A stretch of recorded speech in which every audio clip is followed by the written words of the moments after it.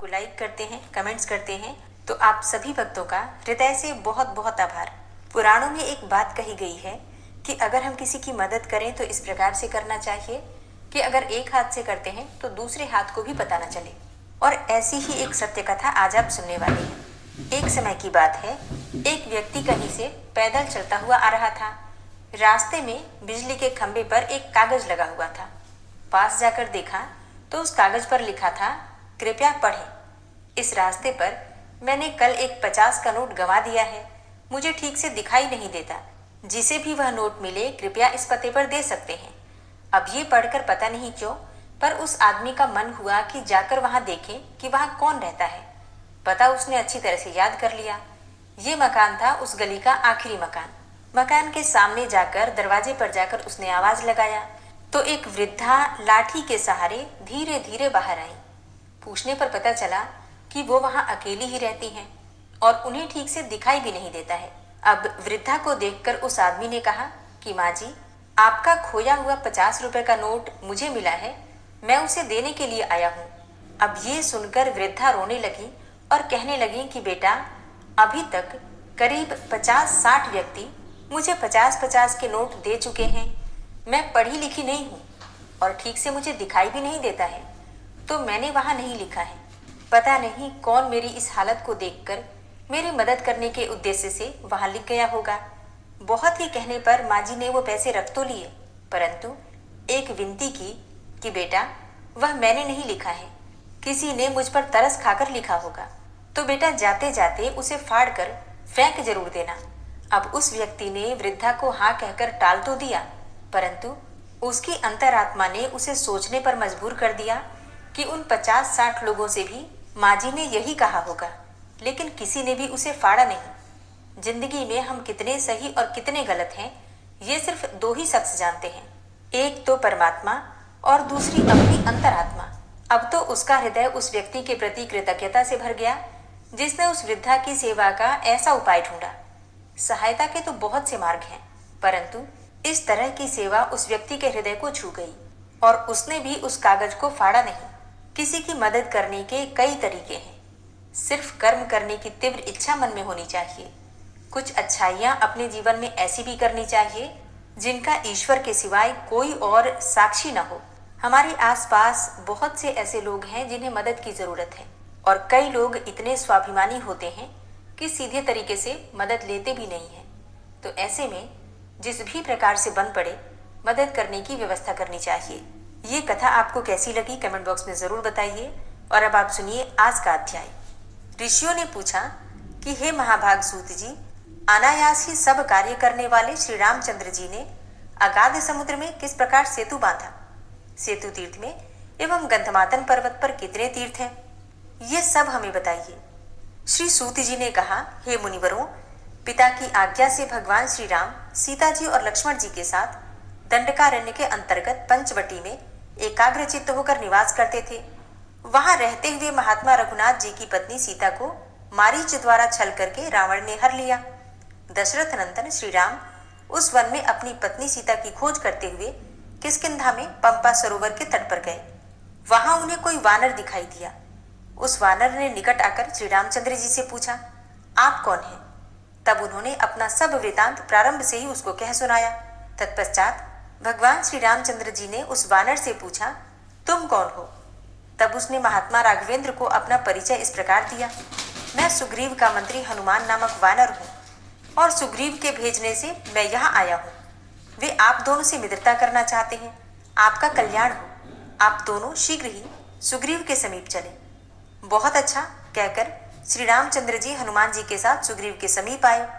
सुग्रीव ने उनके साथ अग्नि को साक्षी देकर मित्रता स्थापित की।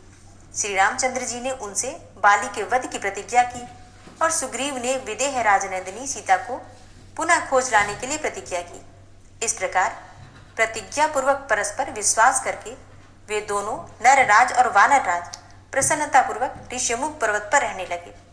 श्री रामचंद्र जी ने सुग्रीव को अपनी शक्ति का विश्वास दिलाने के लिए दुंदुभी दानव के शरीर को शीघ्र ही पैर के अंगूठे से मारकर अनेकों योजन दूर फेंक दिया तथा एक ही बाण से 7 ताल बींध डाले। ये सब देखकर सुग्रीव के मन में बड़ी प्रसन्नता हुई। उन्होंने श्री रामचंद्र जी से कहा, हे रघुनंदन, मुझे इंद्र आदि देवताओं से भी भय नहीं है, क्योंकि आप जैसे अत्यंत पराक्रमी वीर मुझे मित्र के रूप में प्राप्त हुए हैं। मैं लंकापति रावण को मारकर आपकी पत्नी सीता को यहाँ ले आऊंगा। तदनंतर लक्ष्मण, सुग्रीव और महाबली श्री रामचंद्र जी बाली के द्वारा सुरक्षित किष्किंधापुरी में शीघ्रतापूर्वक गए। वहां बाली को युद्ध के लिए बुलाने की इच्छा से सुग्रीव ने बड़ी भारी गर्जना की। अपने छोटे भाई की वह गर्जना बाली नहीं सह सका। वह अंतःपुर से बाहर निकला और सुग्रीव से भिड़ गया। बाली के मुक्के की मार से आहत होकर सुग्रीव बहुत व्याकुल हो गए और शीघ्र ही वहां चले गए जहां महाबली श्री रामचंद्र जी खड़े थे। तब महाबाहु श्री राम ने सुग्रीव के गले में पहचानने के लिए चिन्ह स्वरूप एक लता बांध दी और पुनः युद्ध के लिए भेजा। सुग्रीव ने फिर गर्जना करके बाली को ललकारा तथा श्री रामचंद्र जी की प्रेरणा से उसके साथ बाहु युद्ध प्रारंभ किया। इसी समय राघवेंद्र ने एक ही बाण से बाली को मार डाला। उसके मारे जाने पर सुग्रीव ने किष्किंधा के राज्य पर अधिकार पाया। तत्पश्चात वर्षा ऋतु बीत जाने पर वानर राज सुग्रीव सीता को खोज लाने के लिए वानरों की विशाल सेना साथ लेकर राजकुमार श्री राम और लक्ष्मण के समीप आए।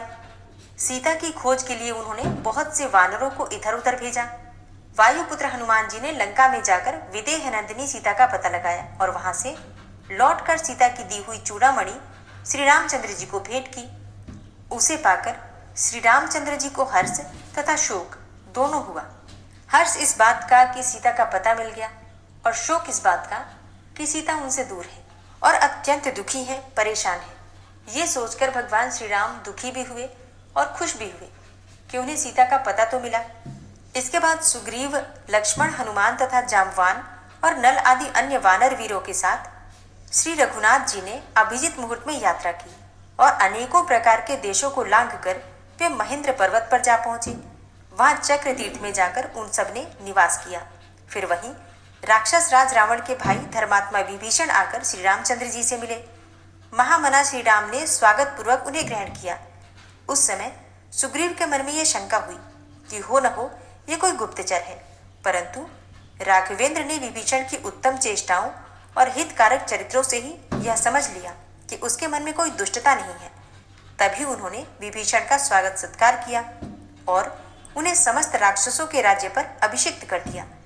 श्री रामचंद्र जी ने सूर्य नंदन सुग्रीव को अपना श्रेष्ठ मंत्री नियुक्त किया और कुछ विचार करते हुए सुग्रीव आदि से कहा, मित्रों, आपने इस समुद्र को लांघने के लिए कौन सा उपाय सोचा है? श्री रामचंद्र जी के इस प्रकार पूछने पर सुग्रीव आदि ने हाथ जोड़कर कहा, भगवन, हम सब लोग नाना प्रकार की नावों से समुद्र को पार करेंगे। तब विभीषण ने कहा, राजा सगर के पुत्रों ने वरुण के निवास भूत इस समुद्र को खोदा है, अतः श्री रामचंद्र जी को समुद्र की शरण में जाना चाहिए। ये सगर के कुटुंबी हैं, अतः समुद्र इनका कार्य अवश्य सिद्ध करेगा। ये सुनकर श्री रामचंद्र जी ने वानरों को समझाते हुए कहा, श्रेष्ठ वानरों, हमारी सेना के लिए बहुत सी नौकाएं चाहिए, सो यहाँ उपस्थित नहीं है, और यदि व्यापारी बनियों की नावें ले ली जाएं तो उनकी बड़ी हानि होगी और हम जैसे लोग ऐसे अनुचित कार्य कैसे कर सकेंगे? हमारी सेना का विस्तार बहुत अधिक है। यदि नाव पर बैठकर या फिर तैरकर समुद्र में जाएं तो यह छिद्र देखकर तो कोई भी शत्रु हम पर प्रहार कर सकता है। इसलिए तैर कर जाना या नाव से पार करना मुझे ठीक नहीं जचता। विभीषण की ही बात मुझे सुखदायक प्रतीत होती है, अतः मार्ग की सिद्धि के लिए मैं इस समुद्र की उपासना करूंगा, और यदि यह मार्ग नहीं दिखाएगा तो इसे अपने महान अस्त्रों से जलाकर मैं राख कर दूंगा। ऐसा कहकर श्री रामचंद्र जी लक्ष्मण के साथ समुद्र के जल का स्पर्श करके तट पर बिछाए हुए कुश के आसन पर बैठ गए। श्री रामचंद्र जी नीति के ज्ञाता और धर्मपरायण थे। उन्होंने समुद्र से मार्ग की प्राप्ति के लिए 3 रात तक उसकी उपासना की तथा यथा योग्य सामग्रियों से उसका पूजन भी किया।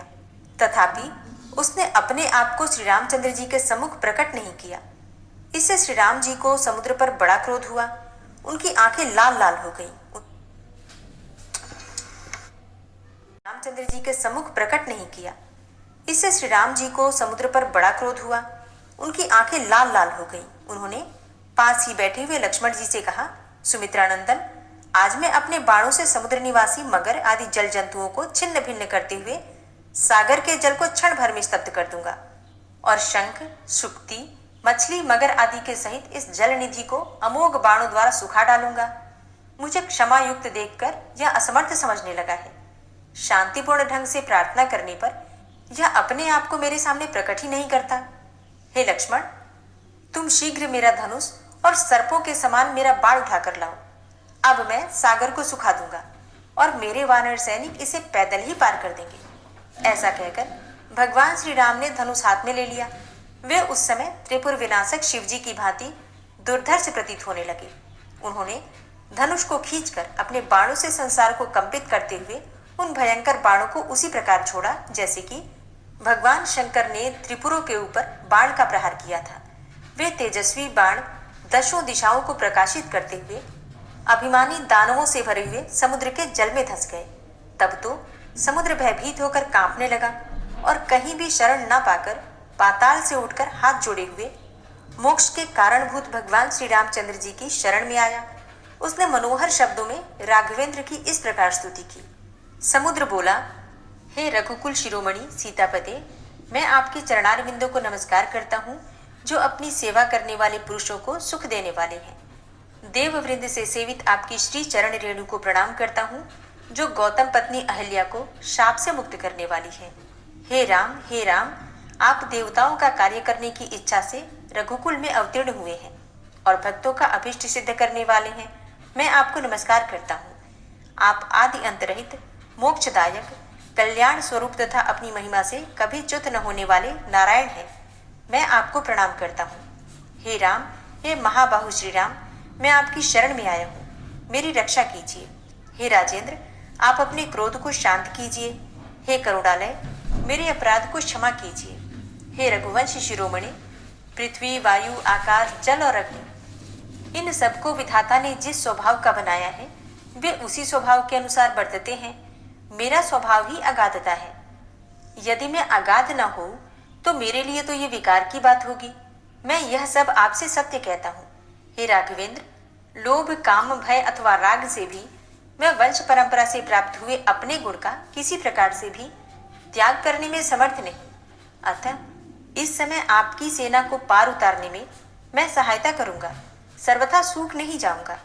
यदि सेना सहित पार जाने की इच्छा वाले आपकी आज्ञा से मैं सूख जाऊं तो दूसरे लोग भी मुझे धनुष के बल से ऐसे ही आज्ञा देंगे। अतः आपकी सेना के उतरने के लिए मैं दूसरा उपाय बतलाता हूँ। हे भगवान, आपकी सेना में यहाँ नल नामक एक वानर मौजूद है। वह बड़े बड़े कारीगरों में माननीय है। महाबली नल साक्षात विश्वकर्मा का पुत्र है।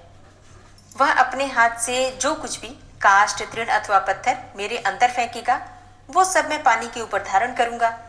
वही आपके लिए सेतु अर्थात पुल हो जाएगा। उसी के द्वारा आप रावण पालित लंका में सेना सहित जाइए। यो कहकर समुद्र अंतर्ध्यान हो गया। तब श्री रामचंद्र जी ने नल से कहा, हे महामते, तुम समुद्र में पुल बनाओ क्योंकि तुम में यह कार्य करने की शक्ति है। उस समय नल ने धर्मात्माओं में श्रेष्ठ श्री रामचंद्र जी से कहा, हे भगवान, मैं अगाध समुद्र में सेतु का निर्माण करूंगा। मंदराचल पर्वत पर विश्वकर्मा ने मेरी माता को वरदान दिया था कि तुम्हारा पुत्र मेरे समान शिल्प कर्म में निपुण होगा। अतः समस्त श्रेष्ठ वानर आज ही सेतु बांधना आरंभ कर दें। तब श्री रामचंद्र जी के भेजे हुए अतिशय बलवान वानर पर्वत, गिरिशिखर, लता, तृण तथा वृक्षों को उठा उठा कर लाने लगे। वे सभी गरुण के समान वेगवान तथा विशालकाय वानर थे। नल ने समुद्र के बीच में बहुत बड़ा पुल तैयार किया जो 10 योजन चौड़ा और 100 योजन लंबा था। इस प्रकार सीता वल्लभ श्री राम ने विश्वकर्मा पुत्र वानरराज नल के द्वारा इस सेतु का निर्माण करवाया। उस सेतु पर पहुंचकर संपूर्ण पातकी मनुष्य सब प्रकार के पातकों से मुक्त हो जाते हैं। श्री रामचंद्र जी ने लंका में जाने की इच्छा से वानरों द्वारा उस पवित्र पापनाशक सेतु का जहां प्रारंभ कराया था वो स्थान आगे चलकर लोगों में दर्भ शयन के नाम से प्रसिद्ध हुआ। इस प्रकार समुद्र में सेतु बंधन की कथा कही गई। वहां अनेकों पवित्र तीर्थ हैं जिनमें 24 तीर्थ प्रधान हैं। वे सब सेतु पर ही स्थित हैं।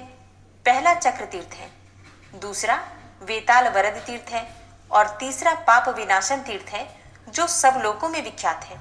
उसके बाद सीता सरोवर नामक पुण्य तीर्थ है। तत्पश्चात मंगल तीर्थ है। मंगल तीर्थ के अनंतर सब पापों का नाश करने वाली अमृत वापिका है।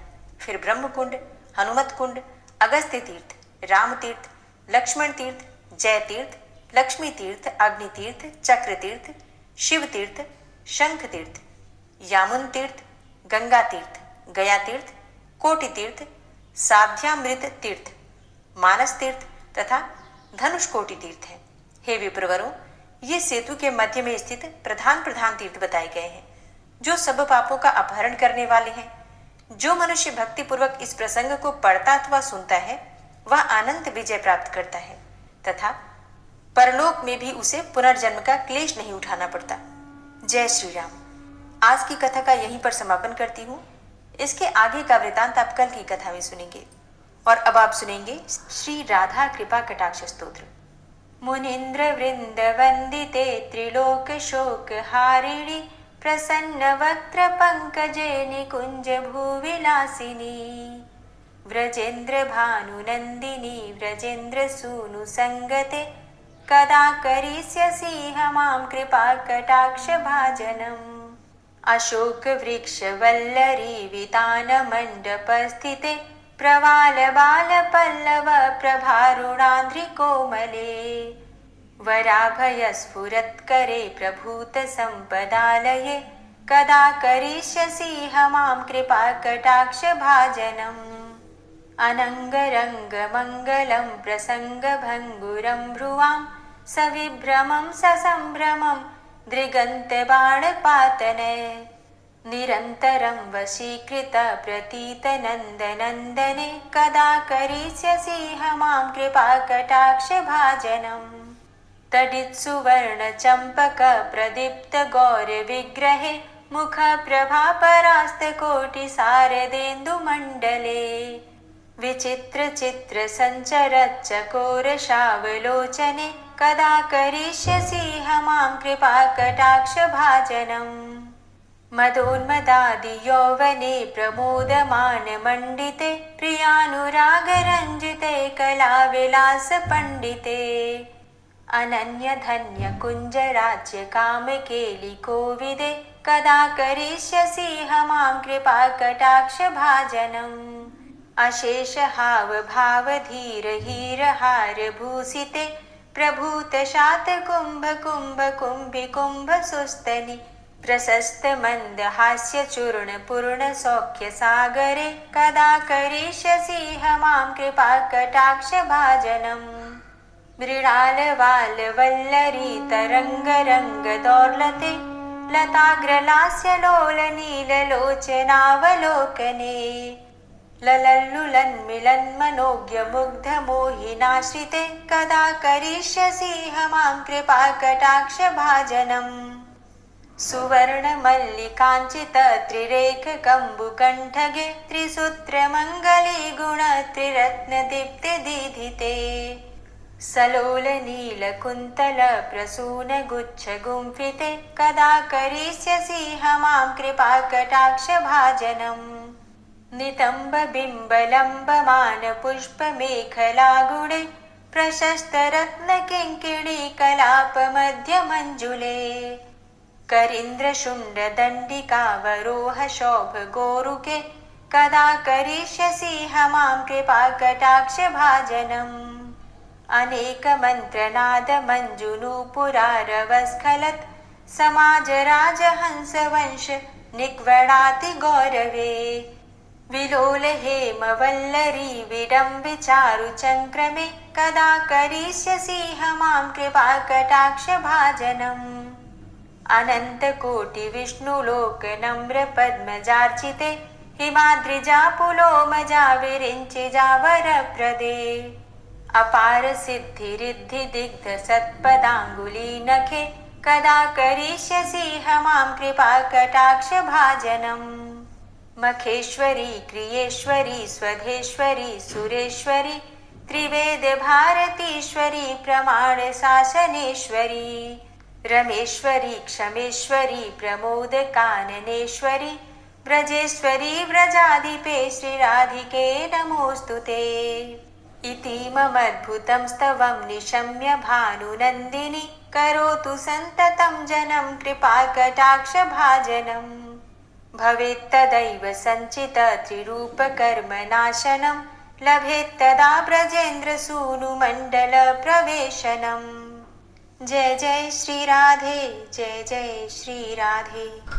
ओम विश्वं विष्णुर्वषट्कारो भूतभव्य भवत्प्रभु भूतकृत भूतभृद्भावो भूतात्मा भूतवाहन भूतात्मा परमात्मा च मुक्तानां परमागति अव्ययः पुरुषः साक्षी क्षेत्रज्ञो अक्षर एव च योगो योगविदां नेता प्रधान पुरुषेश्वरः नारसिंहवपुः श्रीमान् केशवः पुरुषोत्तमः सर्वः शर्वः शिवस्थाणुर्भूतातिर्निधिर्व्ययः संभवो भावनो भर्ता प्रभवः प्रभुरीश्वरः स्वयंभू शंभुरादित्यः पुष्कराक्षो महास्वनः अनादिनिधनोधाता विधाता धातुरुत्तमः अप्रमेयो ऋषिकेश पद्मनाभो अमरप्रभु विश्वकर्मा मनुस्त्वष्टा स्थविष्ठः स्थविरो ध्रुवः अग्राह्यः शाश्वतः कृष्णो लोहिताक्षः प्रदर्दनः प्रभूतस्त्रिककुब्धाम पवित्रं मङ्गलं परम् ईशानः प्राणदः प्राणो ज्येष्ठः श्रेष्ठः प्रजापति हिरण्यगर्भो भूगर्भो माधवो मधुसूदनः ईश्वरो विक्रमी धर्मी मेधावी विक्रमः क्रमः अनुत्तमो दुराधर्षः कृतज्ञः कृतिरात्मवान् सुरेशः शरणं शर्म विश्वरेता प्रजाभव अह संवत्सरो व्याल प्रत्ययः सर्वदर्शनः अज सर्वेश्वर सिद्ध सिद्धे सर्वादिर्च्युतः वृषाकपिर्मेयात्मा सर्वयोगविनिश्रितः वसुर्वसुमना सत्य समात्मा संवितः समः अमोघ पुण्डरीकाक्षो वृषकर्मा वृषाकृतिः रुद्रो बहुशिरा बभ्रुर्विश्वयोनिः शुचिश्रवा अमृतः शाश्वतस्थाणुर्वरारोहो महातपः सर्वगः सर्वविद्भानुर्विश्वक्सेनो जनार्दनः वेदो वेदविद्व्यङ्गो वेदाङ्गो वेदवित्कविः लोकाध्यक्ष सुराध्यक्षो धर्माध्यक्ष कृताकृता चतुरात्मा चतुर्व्यूहश्चतुर्द्रष्टश्चतुर्भुजा भ्राजिष्णुर्भोजनं भोक्ता सहिष्णुर्जगदाति च अनघो विजयो जेता विश्वयोनिः पुनर्वसु उपेन्द्रो वामनः प्रांशुर्मोघः शुचिरुर्जिता अतीन्द्रः सङ्ग्रहः सर्गो धृतात्मा नियमो यमः वेद्यो वैद्यः सदा योगी वीरः माधवो मधु अतीन्द्रियो महामायो महोत्साहो महाबलः महाबुद्धिर्महावीर्यो महाशक्तिर्महाद्युतिः अनिर्देश्यवपुः श्रीमान् मेयात्मा महाधृतिर् महिश्वासो महिभर्ता श्रीनिवासः सतां गति अनिरुद्ध सुरानन्दो गोविन्दो गोविन्दाम्पति मरीचिर्दमनो हंस सुपर्णो भुजगोत्तम हिरण्यनाभ सुतपा पद्मनाभ प्रजापति अमृत्यु सर्वदिक्सिंह संधाता सन्धिमानस्थिर अजो दूर्मर्षणः शास्ता विश्रुतात्मा सुरारिः गुरुर्गुर्तमोधाम सत्य सत्यपराक्रम निमिषो अनिमिषो श्रग्वी वाचस्पति रुदारथि अग्रणिर्ग्रामणी श्रीमान् न्यायो नेता समीरण सहस्रमूर्धा विश्वात्मा सहस्राक्ष सहस्रपात् आवर्तनो निवृत्तात्मा संवृतः संप्रमर्दन अह संवर्तको वह निर्निलोधरणीधरः सुप्रसादः प्रसन्नात्मा विश्वदृक् विशुभुग् विभु सत्कर्ता सत्कृतः साधु जहनुर्नारायणो नरः असंख्येयो अप्रमेयात्मा विशिष्टशिष्टकृच्छुवि सिद्धार्थ सिद्धसङ्कल्प सिद्धिदः सिद्धिसाधनः वृषाहि वृषभो विष्णुर्विष्पर्वा वृषोदरः वर्धनो वर्धमानश्च विविक्तः श्रुतिसागरः सुभुजो दूर्धरो वाग्मी महेन्द्रो वसुदो वसु नैकरूपो बृहद्रूप शिपिविष्टः प्रकाशनः ओजस्तेजो द्युतिधरः प्रकाशात्मा प्रतापनः ऋद्धस्पष्टाक्षरो मन्त्रश्चन्द्रांशुर्भास्करदुतिः अमृतांशुद्भवो भानु शशबिन्दुः सुरेश्वरः औषधं जगतः सेतु सत्यधर्मपराक्रमः भूतभव्य भवन्नाथ पवनः पावनो नलः कामः कामकृत्कान्तः कामः कामप्रदः प्रभु युगादिकृत्युगावर्तो नैकमायो महाशनः अदृश्य व्यक्तरूपश्च सहस्रजितनन्तजित् इष्टो अविशिष्ट शिष्टेष्ट शिखण्डी नहुसो वृष क्रोधः क्रोधकृत्कर्ता विश्वबाहुर्महीधरः अच्युतः प्रथितः प्राणदो वासवानुजः अपां निधिर्धिष्ठानं प्रमत्तः प्रतिष्ठितः स्कन्दः स्कन्दधरो धूर्यो वरदो वायुवाहनः वासुदेवो बृहद्भानुरादिदेवः पुरन्दरः अशोकस्तारणस्तारः शूरः सौरिर्जनेश्वरः अनुकूलः शतावर्त पद्मी पद्मनिवेक्षणः पद्मनाभो अरविन्दाक्ष पद्मगर्भ शरीरभृत् महर्धिरिद्धो वृद्धात्मा महाक्षो गरुडाध्वजः अतुलः शर्भो भीमो समयज्ञो हविर्हरि सर्वलक्षणलक्षण्यो लक्ष्मीवान् समितिञ्जय वीक्षरो रोहितो मार्गो हेतुर्दामोदरः सः महीधरो महाभागो वेगवान् मिताशनः उद्भवः शोभणो देवः श्रीगर्भः परमेश्वरः करणं कारणं कर्ता विकर्ता गहनो गुहः व्यवसायो व्यवस्थानः संस्थानः स्थानदो ध्रुवः परर्थी परमस्तुष्टः पुष्टः सुभेक्षणः रामो विरामो विरजो मार्गो नेयो नयोनयः वीरः शक्तिमतां श्रेष्ठो धर्मो धर्मविदुत्तमः वैकुण्ठः पुरुषः प्राणः प्राणदः प्रणवः पृथु हिरण्यगर्भः शत्रुघ्नो व्याप्तो वायुरुधोक्षजः ऋतुः सुदर्शनः कालः परमेष्ठी परिग्रहः उग्रः संवत्सरो दक्षो विश्रामो विश्वदक्षिणः विस्तारः स्थावरस्थाणु प्रमाणं बीजमव्ययम् अर्थो अनर्थो महाकोशो महाभोगो महाधनः अनिर्विण्णः स्थविष्टोभू धर्मयुपो महामख नक्षत्रनेमिर्नक्षत्री क्षमा क्षामः समीहनः यज्ञ इज्जो महेज्यश्च क्रतुसत्रं सतां गतिः सर्वदर्शी विमुक्तात्मा सर्वज्ञो ज्ञानमुत्तमं सुव्रतः सुमुखः सुष्मा सुघोषः सुखदः सुहृतः मनोहरो जित्क्रोधो वीरबाहुर्विदारणः स्वापनः स्ववसो व्यापी नैकात्मा नैककर्मकृत् वत्सरो वत्सलो वत्सी रत्नगर्भो धनेश्वरः धर्मगुप्त धर्मकृत धर्मी सदसक्षरमक्षरम् अविज्ञाता सहस्रांशुर्विधाता कृतलक्षणः गभस्थिनेमिः सत्त्वस्थः सिंहो भूतमहेश्वरः आदिदेवो महादेवो देवेशो देवभृद्गुरु उत्तरो गोपतिर्गोप्ता ज्ञानगम्यः पुरातनः शरीरभूतभृद्भोक्ता कपीन्द्रो भूरि दक्षिणः सोमको अमृतपः सोमः पुरुजित पुरुषोत्तमः विनियोजय सत्यसन्धो दाशाः सात्वतां प्रति जीवो विनयिता साक्षी मुकुन्दो अमितविक्रमः अम्भो निद्रणन्तात्मा महोदधी शयोन्तकः अजो महारः स्वाभाव्यो जिता मित्रः प्रमोदन आनन्दो नन्दनो नन्दः सत्यधर्मा त्रिविक्रमः महर्षि कपिलाचार्यः कृतज्ञो मेदिनीपतिः त्रिपदस्त्रिदशाध्यक्षो महाशृङ्गः कृतान्तकृत् महावराहो गोविन्दः सुखेणः कनकाङ्गदी गुह्यो गभीरो गहनो गुप्तश्चक्रगदाधरः वेधा स्वाङ्गो अजितः कृष्णो दृढः सङ्कर्षणोच्युतः वरुणो वारुणो वृक्षः पुष्कराक्षो महामनाः भगवान् भगानन्दी वनमाली हलायुधः आदित्यो ज्योतिरादित्यः सहिष्णुर्गतिसत्तमः सुधन्वाखण्ड परशुर्दारुणो द्रविडप्रदः दिविस्त्रिक्सरदृग्व्यासो वाचस्पतिर्योनिजः त्रिसामा सामगः साम निर्वाणं भेषजं भिषक्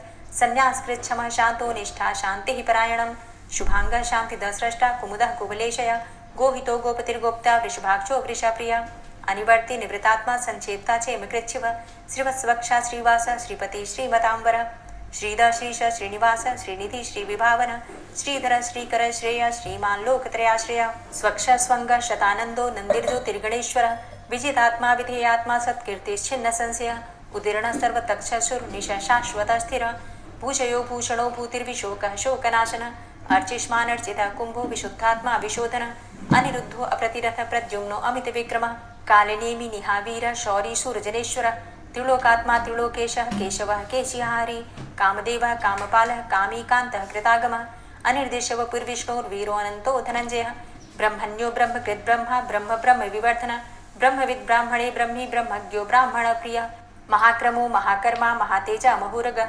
महाक्रतुर्महायज्वा महायज्ञो महाहवि स्तव्यः स्तव प्रिय स्तोत्रं स्तुतिस्तोतारण प्रिय पूर्णः पुरैता पुण्य पुण्यकीर्तिर्नामय मनोजवस्तीर्थकरो वसुरेता वसुप्रद वसुप्रदो वासुदेव वसुर्वसुमनाहवि सद्गतिः सत्कीर्तिः सत्ता सद्भूति सत्परायणः शूरसेनो यदुश्रेष्ठः सन्निवासः सुयामुनः भूतावासो वासुदेवः सर्वासु निलयोनलः दर्पः दर्पदो दृप्तो दूर्धरोथा पराजितः विश्वमूर्तिर्महामूर्तिर्दीप्तिमूर्तिर्मूर्तिमान् अनेकमूर्तिरव्यक्तः शतमूर्तिः शताननः एको नैकः सवकः किं यत्तत्पदमनुत्तमं लोकबन्धुर्लोकनाथो माधवो भक्तवत्सलः सुवर्णवर्णो हेमांगो वरांगश्चन्दनांगदी वीरः विषमः शून्यो घृताशीर चलश्चलः अमानी मानदो मान्यो लोकस्वामी त्रिलोकदृक् सुमेधा मेधजो धन्य सत्यमेधा धराधर तेजो वृष द्वितिधर सर्वशस्त्रभृतांबर प्रग्रहो निग्रहो व्यग्रो नैकशृंगो गदाग्रज चतुर्मूर्तिश्चतुर्बाहुश्चतुर्व्यूहश्चतुर्गति चतुरात्मा चतुर्भावश्चतुर्वेद विदेकपात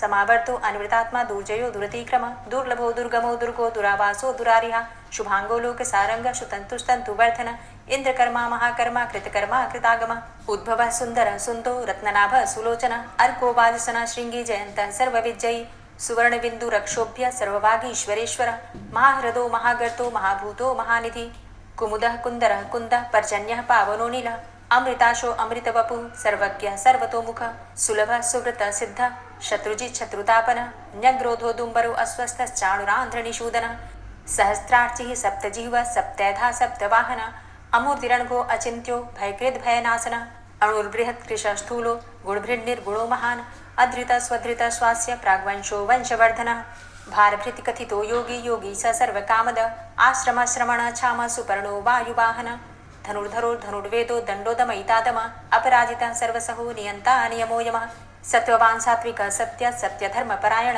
अभिप्रायः प्रियार्होर्ह प्रियकृत् प्रीतिवर्धन विहाय सगतिर्ज्योति सुरुचिर्हुद्भुग्विभु रविर्विलोचन सूर्य सविता रविलोचन अनंतो हुद्भुग्भोक्ता सुखदो नैकजोग्रज अनिर्विण्ण सदामर्षि लोकाधिष्ठानमद्भुत सनात सनातन्तमः कपिल कपिरप्यय स्वस्तिदा स्वस्तिकृत् स्वस्ति स्वस्तिभुक् स्वस्ति दक्षिण रौद्र कुंडली चक्रे विक्रमयुर्जति शासन शब्दातिग शब्दशः शिशिर शर्वरीकर अक्रूरः पेशलो दक्षो दक्षिण क्षमिणांवर विद्वतमो विद्भय पुण्यश्रवण कीर्तन उत्तारणो दुष्कृतिः पुण्यो दुस्वप्ननाशन वीरः रक्षण संतो जीवन पर्यवस्थित अनंत रूपो अनंत सृजित मन्युर्भयापह चतुरश्रो गभीरात्मा विदिशो व्यादिशो दिश अनादिर्भूर्भुवो लक्ष्मी सुवीरो रुचिरांगद जननो जन जन्मादिर्भीमो भीम पराक्रम आधारनील योधाता पुष्पहासः प्रजागर ऊर्ध्वग सत्पथाचार प्राणदः प्रणमापण प्रमाणं प्राणनीलियः प्राणभृत् प्राणजीवन तत्त्वं तत्त्वविदेकात्मा जन्म मृत्यु जरातिग पूर्व स्वस्तरुस्तार सविता प्रपितामह यज्ञो यज्ञपतिर्यज्वा यज्ञांगो यज्ञवाहन